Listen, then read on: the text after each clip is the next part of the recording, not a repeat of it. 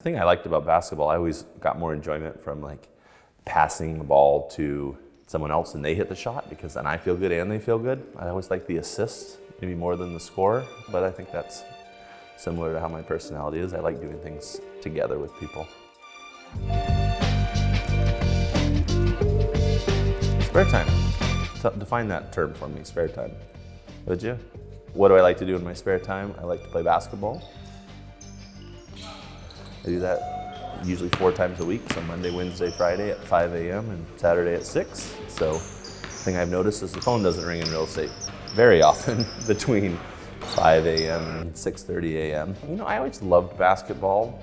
As a kid, I lived in Vienna, Austria, and it's not like there's a basketball hoop on every street in Vienna. And my dad stopped working at the United Nations and moved back to the United States in my 7th grade year. That's when I really wanted to focus, and I worked really hard at it. And as a 7th grader, I made the B team. When they were having the 8th grade tryouts, they said, okay, everyone who was on the team last year over here, and we have 2 spots. I remember my dad was there and he said, I've never seen you play so hard, because I was not gonna let that one chance slip away when I'd worked so hard for it. And that was kind of set the path for a lot of the hard work, I guess. As a kid, one of the things I liked to do when I was younger is play video games, except I wouldn't play them, and this would drive my brother crazy. I remember playing Ken Griffey Jr. baseball. And I would constantly if you could try to trade a player for a player, right? So I could trade this player who was rated a 78 overall for a 79, and I'd keep trying to game it until I had the greatest team. And then I knew if I had the greatest team that we'd win the games. Home run! But in real estate, I feel like that's somewhat the same thing, is where if you've trained your people the best, if you know that they have the most empathy, they're the most prepared, they know the market, and they have the knowledge and wisdom, the game kind of takes care of itself. I love to be with my wife and kids, and Sydney is our firstborn, strong-willed, kind of a powerful person. She's a teenager now, so that's with a stubborn person, that can be fun. She's a athletic, ball of energy, smart. Elijah is my 10-year-old, so he's 13. Elijah's 10. He is sweet-spirited, thoughtful, smart, kind of an engineering mind, always wants to know why. Nate is my 8-year-old, and he's just a little love bug. He's just kind of goofy and fun and smart and sweet, and he's just easy to get along with. Papa, who was Marissa's grandfather and kind of a grandfather, both of us always said Nate looks more like Drew than Drew, so he's kind of my mini-me.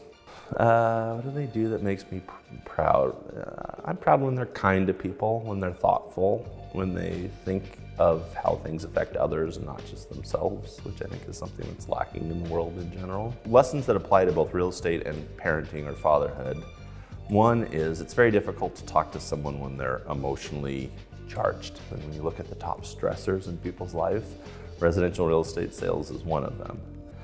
And we understand that. I mean, no matter how well you prepare the process, it still is stressful, and it's not something they do every day. We do it every day. They do it once every 10 years statistically. So we understand that we've got to be there for them and help them level that out. I think that's a commonality, is like learn when to say what to people and how to help them best, and try to empathize with what they're going through. So I've seen very intelligent people, but when emotion kind of takes over, we help them come back to center. So I saw a meme recently that said, owning a business is the best. You get to pick which 16 hours of the day you work. One acronym that I like that I recently heard was NET, no extra time. And what that supposes is that no matter what you're doing, try to make sure you're making the best efficient use of that time. So if you're walking on the treadmill, listen to a podcast. You know, if you're brushing your teeth, start thinking about what your plans are for the day, because I think time is our most valuable resource, and I want to use mine wisely.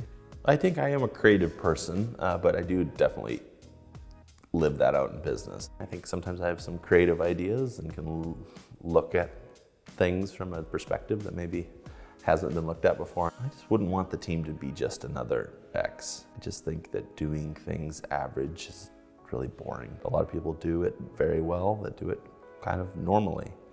If doing it normally is good, then doing it in an outstanding manner is better. I'd rather, know all the little nuances that benefit people and make people have happier, healthier more fulfilling lives. And I mean, I would paraphrase Teddy Roosevelt that said, every man owes a portion of his time and treasure to any industry or any endeavor that's trying to improve the situation within their sphere. Our realtor associations and organizations are just trying to do things to make it better for realtors and make it better for homeowners. And I think homeownership is super important because you look at the statistics, they're off the charts as far as kids who get through school, who stay in school, who graduate, who are more productive members of society. If your family owns a home, your statistics are through the roof. So I think it's important that we protect that, and I think it's a big part of what Americans strive for. The ways that the Drew Coleman team mimics my personality, I think there's a number. I'm a very driven person and I'm results oriented, which I don't apologize for, but I also am very social, and I think I'm a pretty empathetic person. So we always try to think of how things affect the other people and I think that's been a really good blend. And I think the team, we love to really kick butt for people, but we also love to enjoy the small moments, have fun, be creative, take time to work on our business and be intentional about how we serve our friends. We get to be around a team that I've kind of handpicked to be the best of the best, and people that I love being around that are like family to me, just like our clients are, and to put thought and effort and intentionality into them. It's just about as good as it gets. How do I imagine the next 5 years of my life going? Well, strong to very strong. I think continuing to try to lead within the industry, to try to improve the process for our friends that we get to help, continue to innovate. I think we're in a time of transition in real estate, and I like being connected with the leading edge of that and trying to make it more convenient, cost-effective, valuable, stress-free for clients. See, making our team even more vibrant. I don't know, the old adage is old realtors never retire, they just become listless. It's good. It's good.